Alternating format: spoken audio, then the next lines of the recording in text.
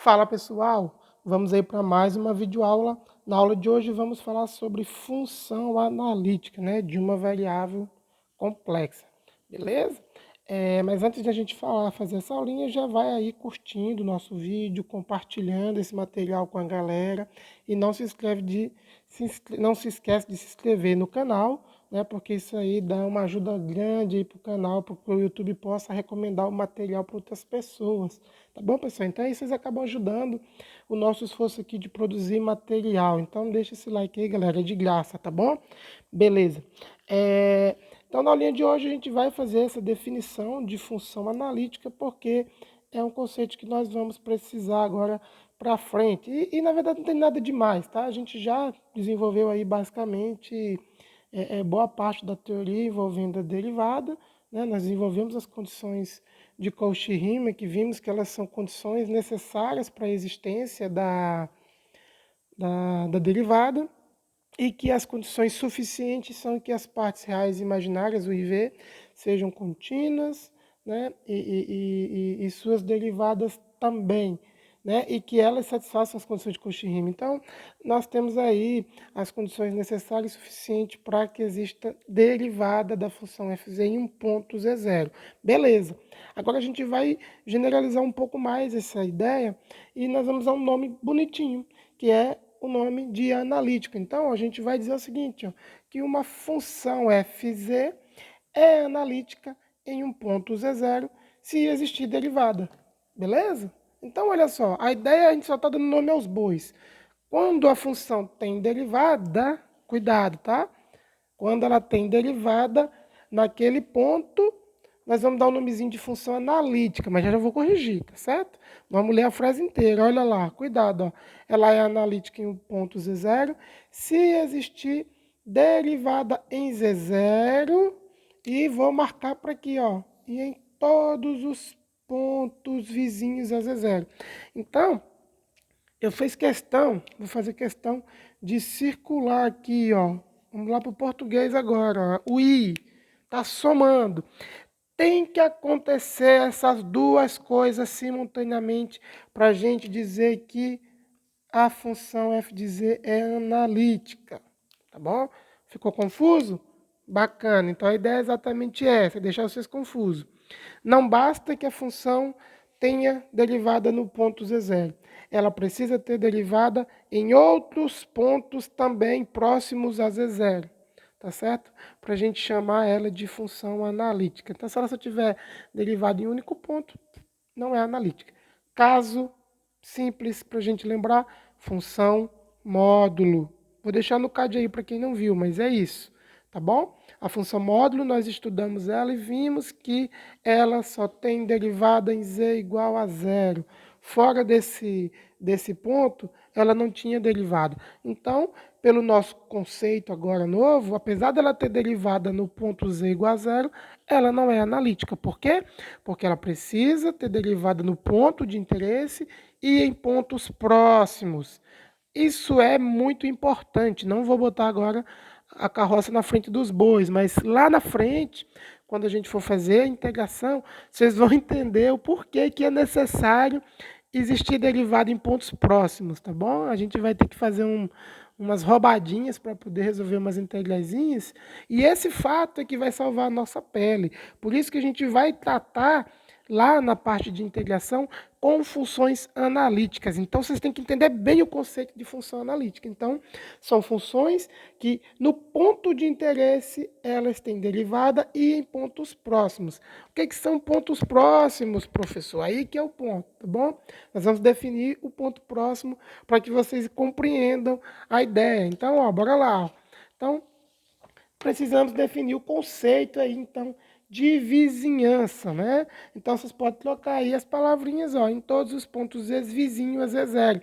Então, o que nós chamamos de vizinho em variáveis complexas? Então, o importante é isso aí, é vocês entenderem o conceito. Então, ó, vizinhança para gente, então vou marcar aqui também, vizinhança para gente vai ser simplesmente o seguinte, é o conjunto formado pelos pontos que satisfazem essa brincadeirinha aqui.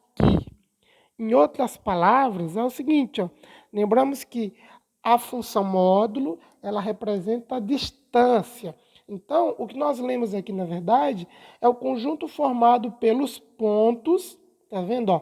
Z, então vamos marcar aqui bem bonitinho, ó, formado pelos pontos Z, então um conjunto de pontos Z, distantes, o menuzinho aqui representa isso, né? Distantes ao ponto Z0 por uma distância inferior a epsilon. Então, esse epsilon aqui, ó, é um número positivo, tá bom? Vai representar aqui o raio, já que estamos falando de variáveis complexas, o E representa o raio de ação aí, ó, de ação de Z0. Então, vamos desenhar, né? Como diz o ditado, quer que eu desenhe? Vamos lá, vamos desenhar para vocês entenderem aí, ó, tá bom? O que isso aqui está representando. Então, ó, basicamente, como nós estamos falando de variáveis complexas, então, ó, nós estamos falando do seguinte, ó, z menos z0 menor que um epsilon, nós estamos falando do seguinte, ó, imagine aqui que você tem um eixo. Vou fazer um tamanho grande aqui, tá, gente? Um eixo x, um eixo y, que é o nosso eixo imaginário, e eu tenho um ponto z0 de interesse. Então, vou marcar ele aqui, ó. Então, aqui, ó. Então, eu tenho esse ponto aqui de interesse. Esse aqui é meu ponto Z0. Marquei ele. Então, eu tenho aqui meu X0 e meu Y0. Como estamos falando de distância ao ponto Z0, e essa distância, vamos supor que a gente dá uma distância fixa de epsilon, tá uma distância fixa de epsilon, a região que eu estou chamando de domínio, ela vai se caracterizar então por um disco, porque olha só, se eu colocar aqui que a distância a Z0 é 1, para qualquer ponto aqui ter distância 1, eu estou formando um disco, perceberam?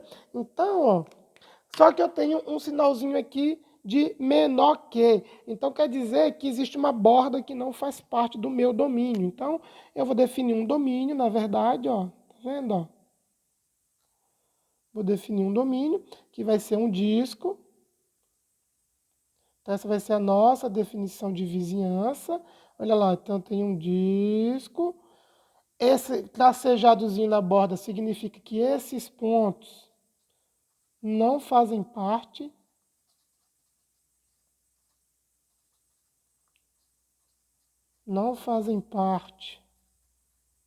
do domínio, tá vendo, ó? Porque nós temos que ser menor que epsilon. Então, aqui é o meu epsilon, beleza? E o meu domínio de interesse, a minha vizinhança, é essa região aqui rachurada. Deixa eu ver se essa caneta aqui tá boa, viu? Tá muito legal não. Vou fazer mais grossinho aqui, beleza, ó. Então, essa região aqui rachurada é o meu domínio, tá vendo? Então, ó, aqui é o meu domínio, vou chamar de D. Então, quando eu chamo de vizinhança, é esse conjunto de pontos que está dentro desse disco aí, tá bom? Então, a gente precisa dizer que ela é derivável em Z0 e em todos os pontos dentro desse domínio, né, que formam a vizinhança de Z0. Pode ser que essa vizinhança seja muito pequenininha, não importa, mas desde que não seja apenas em Z0 e sim em uma vizinhança. Tranquilo? Essa é a primeira questão aí relevante para a gente. E aí a gente consegue tirar aí algumas nomenclaturas que vocês podem encontrar em alguns livros por aí. A primeira é chamado de função inteira. A gente vai tirar a partir desse conceito aí, ó. Então, a gente pode chamar aí de função inteira. Vou tentar resumir. O que é uma função inteira? É quando a função ela é analítica. Agora a gente está de novo. Vamos focar aqui, ó. Quando a função é analítica em todos os pontos, tá certo? Do plano Z. Então, ó, considerando o nosso plano Z, não tem restrição de ponto aqui, ó. Qualquer ponto do plano Z, ela é analítica, ou seja, ela tem derivada no ponto e nas vizinhanças. Então, como ela tem derivada em todos os pontos, essa condição aqui de vizinhança ela é automaticamente satisfeita. Então, a gente chama de função inteira, quando ela é analítica em todo o plano Z, tá certo? Então, ó, quando é analítica em todo o plano complexo. Então, muito tranquilinho, beleza? Então, a gente já tem uma palavrinha bonita para funções que são analíticas em todo o plano complexo. Exemplos de funções que são analíticas, que são inteiras, polinômio. Então, isso aí não tem erro. Polinômio. Então, uma função f de z2 mais 4, vocês podem testar, ela é inteira, ela é analítica, tá certo? Então, ela tem derivada em qualquer ponto e tem derivada nas suas vizinhanças, beleza? Então, essa é a primeira coisa.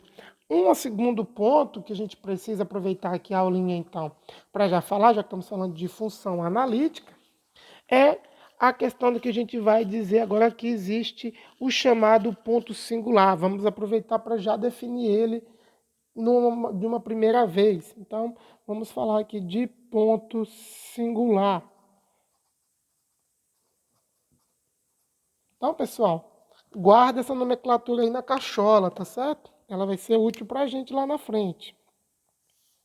Já vou marcar, então estou marcando, porque são duas coisas importantes para a gente. Então, o que vai ser um ponto singular? Bem, a gente já entendeu o que é uma função analítica e que ela precisa ter derivada no ponto de interesse e nas vizinhanças. Mas pode acontecer que ela é analítica em vários pontos dentro ali de um determinado domínio e em um determinado ponto ela não é analítica, ela não tem derivada, tá certo? Então, um exemplo, então vamos pegar aqui um exemplo aqui de função bem simples, que é para a gente entender. A função 1 sobre z, a gente já sabe que ela não tem derivada em zero, por quê? Porque em zero essa função não é definida. Então, ó, para z igual a zero, tá bom? Chamar aqui de f de z, né? F de z não é definida. Não é definida. Então, como ela não é definida nesse ponto, no caso aí, ela também não tem derivada em z igual a zero. Então, em z igual a zero, no ponto z igual a zero, escrever aqui, né? Em z igual a zero, f de z não é analítica. Não é analítica. Beleza. Ok. Mas, fora de z igual a zero, vocês têm que concordar comigo que, excluindo o ponto z igual a zero, essa função bem simplesinha que a gente estuda lá, né?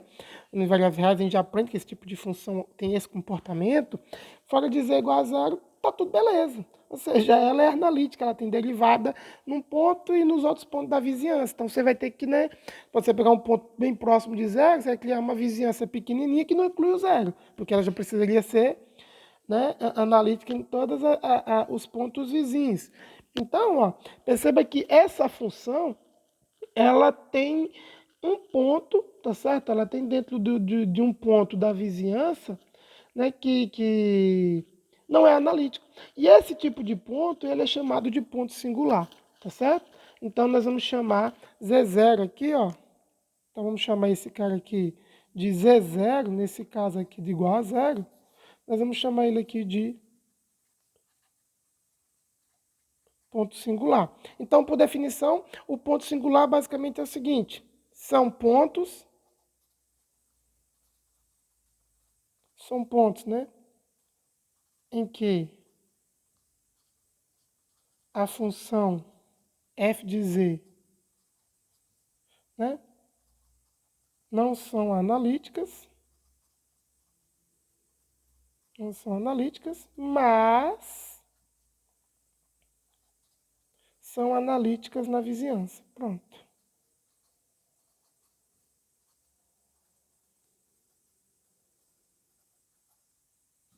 E aí, já adiantando, novamente não querendo colocar a carroça na frente dos bois, isso vai ser muito importante, porque é exatamente essa questão, quando a gente for tratar de integração, que é um nó, né? A gente pode cair em problemas na integração passando em pontos singulares. E aí é que está a questão de a gente conhecer funções que são analíticas? Porque às vezes ela pode ter um ponto singular, né? E a gente vai tentar fazer, como a gente vai falar lá na frente, um contorno, tentar fugir desse ponto que dá problema e então estudar pontos que não dão problemas, que são os pontos que têm derivada. Eu não sei se está claro para vocês que a ideia de analiticidade está associada a ter derivada, porque é com derivada que a gente vai conseguir fazer as coisas. Resumindo, é basicamente isso. Então, a função ela pode ser analítica, né, numa vizinhança de um ponto Z0, mas não nele, e aí por isso esse ponto vai ser chamado de ponto singular. O que é importante aqui para a gente fechar a nossa aula é o seguinte, é que a função, a condição, né, suficiente e necessária, a gente vai ter que juntar, né? A ideia dela ser derivável. Para ela ser derivável, a gente aprendeu que tem que satisfazer as condições de Cauchy-Riemann. E não é só satisfazer as condições de Cauchy-Riemann, por quê? Porque as condições de Cauchy-Riemann, é um teorema que a gente enunciou sendo como condições necessárias. Precisa que as funções reais U e V sejam contínuas, e tenham as derivadas parciais também contínuas. Beleza, pessoal? Então, a gente vai ficando por aqui. Dá uma revisada nesse assunto que ele aí é muito importante, porque, basicamente, quando a gente for estudar lá na frente, e aí eu não vou tentar demonstrar isso, mas, basicamente, a gente vai ter algumas coisas bem interessantes. Quando a gente for tratar, por exemplo, com as derivadas, né, que a gente vai somar funções, o produto de funções que a gente quer fazer derivada, e quando a gente fala de analiticidade para esses casos aí, a gente vai garantir que a soma e o produto de funções analíticas também são analíticas dentro de um domínio, tá bom? Então, por isso que é um conceito importante. Tá bom, pessoal? Então, beleza. O vídeo vai ficando por aqui. Até a próxima aula. Não se inscreve, vou reforçar sempre de se inscrever no canal se você não for inscrito. Deixa o like para ajudar a gente e ativa o sininho, tá bom? Essa interação aí o YouTube gosta e aí ele ajuda a recomendar o material e incentiva a gente a produzir mais material. Beleza, pessoal? Aquele abraço.